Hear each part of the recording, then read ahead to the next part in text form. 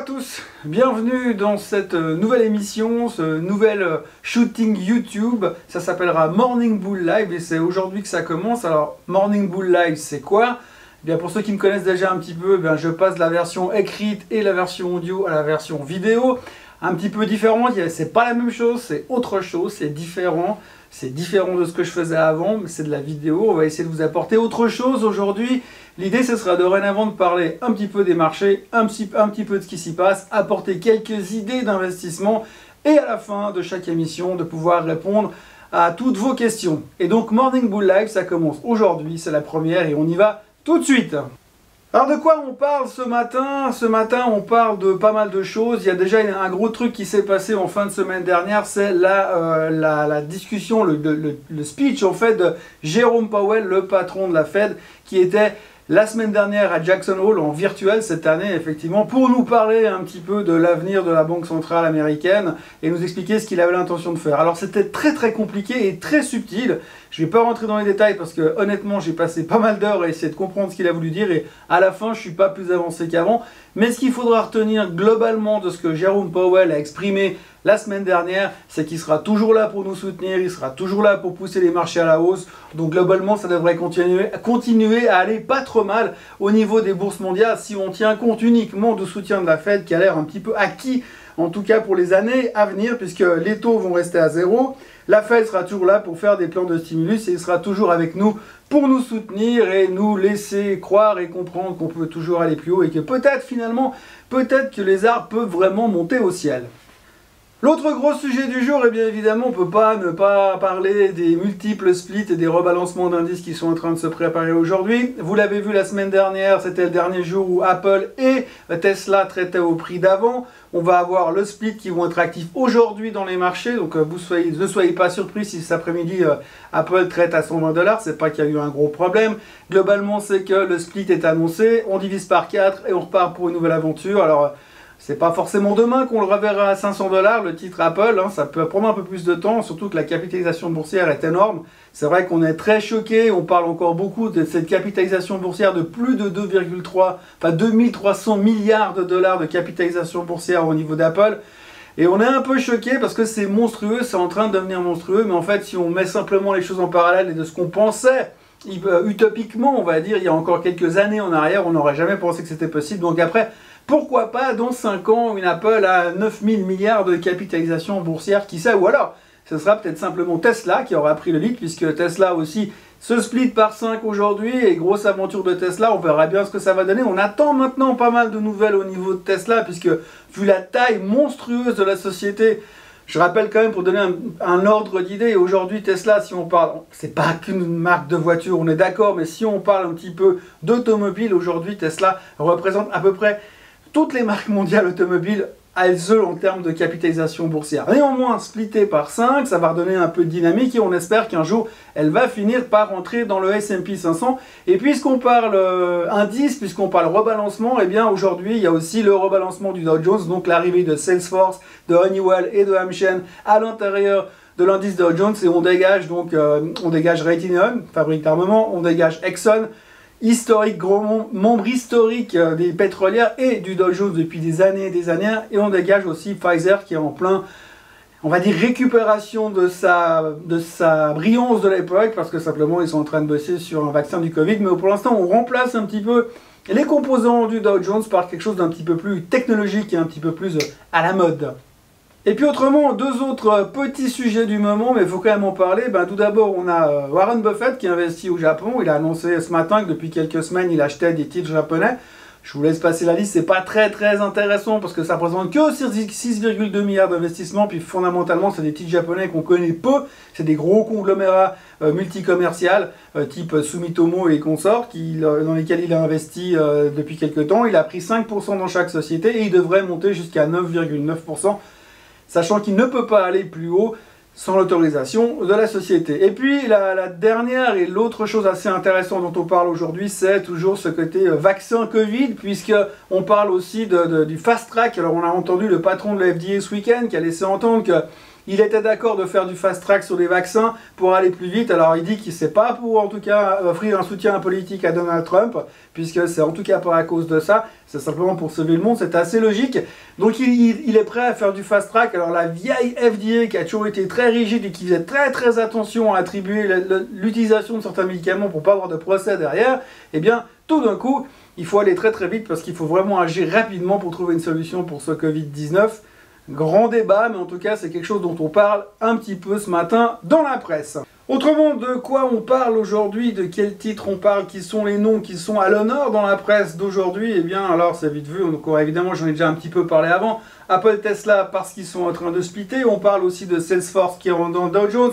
On parle d'Exxon, Raytheon et de Pfizer qui s'en vont du Dow Jones. Et puis alors, grosse annonce hier soir et ce matin, ça se passe en France. On a simplement Veolia qui est en train de racheter une grosse participation que détient Engie en France, l'ex-EDF sauf erreur. Engie donc détient 29,9% de Suez. Et Veolia est en train de vouloir racheter cette participation 27% plus haut que le prix de clôture de vendredi dernier.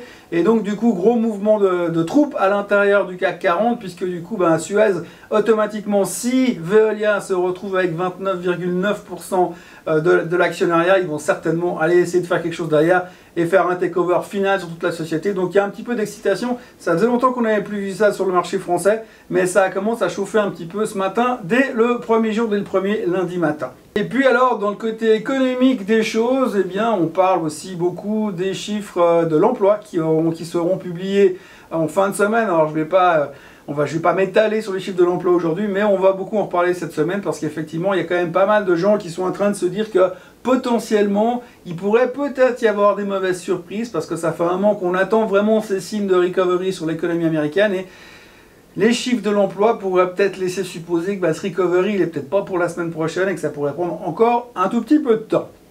Autrement, dans ces rubriques que je vais vous offrir tous les matins sur Morning Bull Live, eh bien, on va parler d'investissement. Je vais essayer de dynamiser, apporter quelques inside trading, quelques solutions d'investissement, quelques propositions. C'est pas des recommandations, c'est ce que moi je fais dans mon portefeuille. Après, qui même me suivent. L'idée, c'est plutôt de proposer différentes choses qu'on peut faire aujourd'hui en termes d'investissement parce qu'il y a peut-être quelques opportunités. Alors, l'opportunité du jour, l'idée du jour, c'est Gilead. Alors, Gilead, c'est une pharmaceutique, on la présente plus, c'est une grosse pharmaceutique. C'est pas une one product company qui fait seulement un produit, ils sont actifs dans pas mal de choses. Et on s'était beaucoup excité sur Gilead il y a quelques mois parce qu'ils ont un produit qui s'appelle le Remdesivir qui permet finalement d'aider les patients qui sont contaminés au Covid et qui ont besoin de soutien pour s'en sortir. Et donc ce produit, le Remdesivir, fonctionne. Il était attribué de manière assez parcimonieuse, pas tout le monde pouvait en profiter, mais depuis hier, la FDA a autorisé finalement tous les patients Covid à pouvoir utiliser le Remdesivir. Donc à l'époque où on avait parlé de ça, le titre était déjà monté à 78-79 $. C'est vrai qu'entre deux, ils ont eu un refus d'approval pour un de leurs médicaments contre l'arthrite, sauf erreur. Donc ça va mis un peu à mal le titre. Et si vous regardez sur le chart qui s'affiche sur votre écran, eh bien vous verrez que Gilead est revenu sur un niveau relativement intéressant, 65 $. Avec la nouvelle d'aujourd'hui, ça pourrait donner la possibilité d'un reversal sur l'indice et de voir Gilead repartir à la hausse. Alors maintenant, si on parle d'objectifs, eh bien pour moi, mon objectif évident, c'est 78 $. Donc là, on est à 65 au closing de vendredi soir, donc target 68 $. Je stopperai ma position en dessous des 61 $ au cas où ça venait à tourner dans le mauvais sens et puis qu'on avait peut-être un changement d'horizon de marché. Mais globalement, je suis plutôt positif et constructif, donc moi je rentre gentiment sur Gilead. À noter qu'il existe un variant qui s'appelle le Gilet JB, G-I-L-E-G-I-B, JB en fait tout simplement, qui est un variant avec un strike 70 $ et une échéance au mois de juin l'année prochaine. C'est un peu plus sportif, mais ça permet de se positionner sur un rebond assez intéressant du côté de Gilead. A noter que sur Gilead, eh bien, ce qu'il ne faut pas non plus oublier, c'est qu'on est aussi dans une thématique assez porteuse, puisque c'est quelque part quelque chose qui est très linké aussi au Covid, et comme on va beaucoup continuer à parler du Covid, ça me paraît d'être une opportunité, quelque chose à jouer qui est relativement intéressant. Autre sujet qu'il faut aborder un petit peu ces jours, c'est pas un sujet d'actualité, mais c'est quelque chose dont on parle quand même pas mal ces temps. On voit un move qui est assez important au niveau du retour des analystes financiers. On les a vus depuis quelques années, qui étaient en souffrance. Pour ceux qui sont là depuis un moment, on se souvient que dans une période qui est assez lointaine maintenant, qui date de près de 20 ans, Les analystes financiers venaient tous les matins nous faire des prévisions sur les titres et tout le monde pensait que c'était finalement la solution pour gagner à tous les coups puisque ces types-là avaient fait des études et ils savaient. Et ben ça s'est pas avéré toujours aussi efficient puisqu'on a eu plusieurs fois des études qui disaient que globalement ils sont juste une fois sur deux, donc à peu près aussi efficaces que pile ou face, mais globalement il y a eu quand même pas mal de soutien derrière les analystes pendant cette période-là. Puis il y a eu une déception, on s'est rendu compte que ça ne fonctionnait plus, les banques ont demandé aux analystes de se calmer, d'être un petit peu plus diplomates, et puis finalement ça s'est calmé. Et depuis quelques temps, eh bien, on a un marché qui s'excite de nouveau à chaque annonce des analystes. Alors, on a eu quelques fois la semaine dernière ou la semaine d'avant des gens qui sont venus faire des upgrades sur Tesla et des choses assez spectaculaires. Aujourd'hui, ils ont annoncé des Tesla à 3500, à 2500, peu importe, mais à chaque fois qu'il y a une annonce, eh bien, on a les titres qui courent derrière et qui ne peuvent pas s'empêcher de continuer à monter. Alors, c'est bien, ça enthousiasme le marché, mais c'est aussi un signe finalement comment dirais-je, d'euphorie qui est en train de se pointer un peu dans les marchés, puisqu'on vient tous avec des targets hallucinants. On l'a vécu sur l'or récemment. Et encore ce matin, il y a un des patrons d'une des plateformes de trading vedettes aux États-Unis qui est venu annoncer que si on avait un vaccin avant les élections américaines et que si Trump était réélu, ce qui sera plus que probable dans le cas d'un vaccin, eh bien le S&P 500 pourrait monter à 3900 avant la fin de l'année. Donc de nouveau, beaucoup d'enthousiasme, beaucoup d'espérance. J'espère que c'est juste. Alors en général, quand on a tout le monde qui vient faire des prédictions proprement hallucinantes, sachant d'où on revient quand même, c'est souvent qu'on est dans une phase d'euphorie. Quand on est dans une phase d'euphorie, il y a un moment donné, ça va se calmer.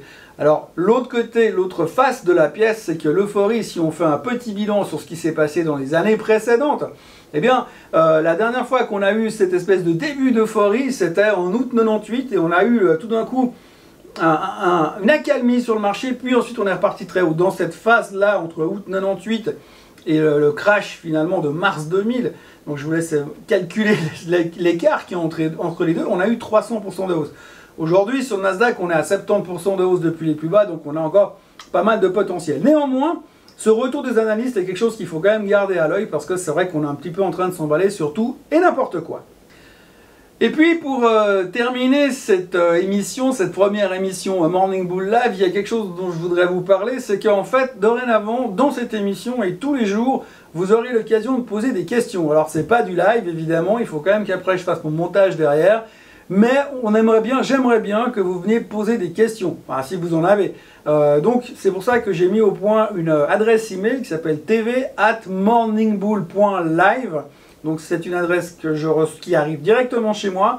Et là-dedans, toutes les questions qui arrivent, ou toutes les suggestions, ou tout ce que vous aurez envie de dire là-dessus, eh bien je pourrai les lire et interpréter et vous répondre le lendemain et améliorer s'il y a des choses à améliorer. Évidemment qu'il y aura des choses à améliorer, c'était juste la première. Donc voilà, si vous avez des questions, n'hésitez pas à les poser sur cette adresse-là et le lendemain, je répondrai à vos questions. Alors évidemment, si j'ai 300 questions par jour, je ne répondrai pas à 300 questions tous les jours, mais je prendrai celles qui sont les plus sympas, les plus intéressantes et je les garderai en stock pour pouvoir essayer d'y répondre au fur et à mesure. Alors j'ai pas la prétention de tout savoir sur tout, de la finance en tous les cas, mais l'idée c'est d'essayer d'apporter quelque chose de plus à vous. Et puis si on n'a pas vraiment la réponse, si je n'ai pas vraiment la réponse, eh bien j'essaierai de titiller mes contacts pour pouvoir avoir une réponse finale à tout ça. Voilà, c'était donc Morning Bull Live, c'est la fin de la première. On se retrouve demain à peu près à la même heure. Entre deux, je vous souhaite une très bonne journée de trading et on se retrouve ici, même endroit, mardi matin.